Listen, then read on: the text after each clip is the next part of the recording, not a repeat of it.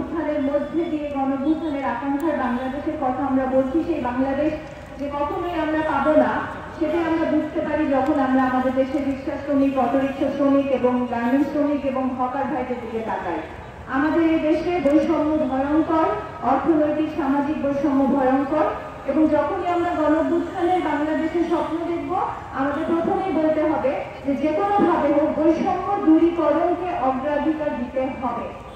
আমি কিছুদিন আগে আমাদের প্রধান উপদেষ্টা উনি একটি বক্তব্য দিলেন জাতির উদ্দেশ্যে। আমরা জানি যে আশুলিয়া সহ সাভার এবং অন্যান্য জায়গায় শ্রমিক অঞ্চলগুলোতে অসন্তোষ চলছে, সেখানে যৌথ অভিযান চালানো হয়েছে, আন্দোলন চলছে এবং আন্দোলন দমন করার জন্য দমনপীড়ন চালানো হচ্ছে সরকারের পক্ষ থেকে। প্রধান উপদেষ্টা বললেন যে এই সমস্যার সমাধান করতে হলে শ্রমিকদের এবং মালিকদেরকে একসাথে বসতে হবে এবং তারা সমঝোতার মাধ্যমে তাদের একটা সুন্দর সম্পর্ক তৈরি করতে হবে এবং সেই সুন্দর সম্পর্ক তৈরি হলে এই শ্রমিক অসন্তোষগুলো দূর হবে। আমরা বলতে চাই যে এই সুন্দর সম্পর্কটা কার সাথে কার হবে? শ্রমিকের সাথে গার্মেন্টসের মালিকদের।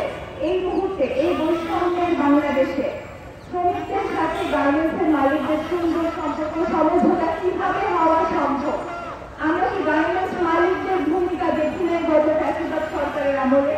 আমরা কি দেখি নাই তারা কিভাবে শেখ হাসিনার আমলে ঝিহুজুর করে গেছে? আমরা কি দেখি নাই গার্মেন্টস ব্যবসায়ীরা, শিল্পপতিরা কিভাবে রাষ্ট্রের সমস্ত সকল সুযোগ সুবিধা হাজার হাজার কোটি টাকা ভর্তুকি নিয়ে কিভাবে তারা রপ্তানি আয় দেশে পর্যন্ত আনেনি, কিভাবে তারা টাকা পাচারের সাথে সংশ্লিষ্ট ছিলেন? যে সমস্ত গার্মেন্টস মালিকরা বছর বছর হাজার হাজার কোটি টাকা পাচার করেছেন, সেই সমস্ত গার্মেন্টস মালিকদের সাথে সুসম্পর্ক করবেন, বন্ধুত্বের সম্পর্ক করবেন সেই সব গার্মেন্টস শ্রমিকরা যাদের বেতন 10,000 টাকা, 12,000 টাকা, 14,000 টাকা, যারা মানবিক জীবনযাপন করছেন এবং যারা রাস্তায় নেমে আন্দোলন করলে তাদের বিরুদ্ধে যৌথ অভিযান চালানো হয় শিল্প পুলিশ দিয়ে। শ্রম উপদেষ্টা আসিফ বলেছেন যে এটা নাকি উস্কানিত হচ্ছে, আন্দোলনের পেছনে ষড়যন্ত্র আছে। এই ভাষাটা কার ভাষা? এই ভাষা তো আমরা চিনি। এই ভাষাটা শেখ হাসিনার ভাষা, শেখ হাসিনার সরকারের ভাষা। শেখ হাসিনার চাকরিবাদী সরকার এই ভাষায় কথা বলতেন। আন্দোলনদেরকে তারা মনে করতেন যে বহিরাগতরা আন্দোলন করছে এবং এটা আসলে শ্রমিক অসন্তোষ না, শ্রমিকরা খুব ভালো আছে, আন্দোলন করতে আসছেন বহিরাগত সন্ত্রাসীরা।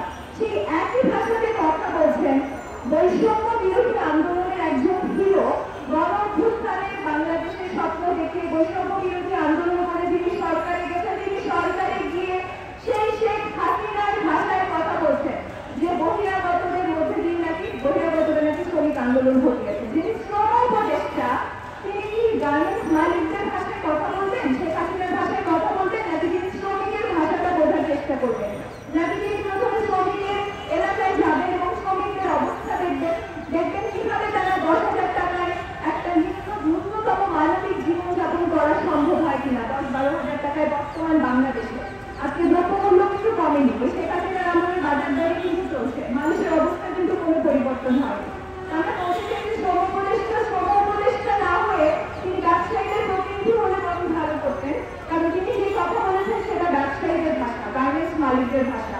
2021 সালে দুদক একটা তদন্ত করেছিল যেখান থেকে বলা হয়েছিল যে বাংলাদেশের গার্মেন্টস মালিকরা প্রতি বছর 36,000 কোটি টাকা দেশের বাইরে পাচার করেন। এরপর আমরা বিভিন্ন খবরে দেখেছি যে গার্মেন্টস মালিকরা যেই রপ্তানি আয়টা দেশে প্রবেশ করার কথা সেই আয়টা তারা দেশে নিয়ে আসেন না, বরং তারা বিভিন্নভাবে সেটাকে বিদেশেই রেখে দেন। অথচ তারা বাংলাদেশের সব ধরনের রাষ্ট্রীয় ব্যাংকে যে ধরনের সুযোগ সুবিধা, অনুদান, ভর্তুকি, প্রণোদনা সবকিছু তারা পেয়ে থাকেন, পাবলিকের ট্যাক্সের টাকায় তারা ভর্তুকি পান, কিন্তু যে রপ্তানি আয়টা বাংলাদেশের মানুষের উন্নয়নে কাজে লাগার কথা ছিল সেটা তারা দেশে আনেন না।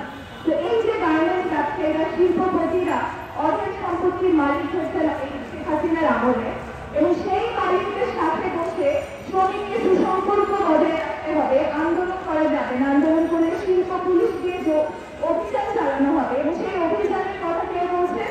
বৈষম্য বিরোধী আন্দোলন থেকে উঠে আসা একজন হিরো, তিনি বলছেন যেখানে অভিযান চালিয়ে শ্রমিক আন্দোলন দমন করাতে হবে। কি আইরনি, কি ভয়াবহ একটা অবস্থার ভিতরে আছি যে আমরা আন্দোলন থেকে স্বপ্ন দেখতে চেয়েছিলাম, সেই স্বপ্ন দেখার বদলে আমরা দেখছি যে আমাদের হিরোরা সেই শেখ হাসিনার ভাষায়, চাকরিবাদী সরকারের ভাষায় কথা বলা শুরু করেছেন। বিচার বহির্ভূত হয়ে গেছিলাম। আমরা ভেবেছিলাম গণ অভ্যুত্থানের আকাঙ্ক্ষা যে বাংলাদেশ হবে, সেখানে বিচার বহির্ভূত হত্যাকাণ্ড হবে না।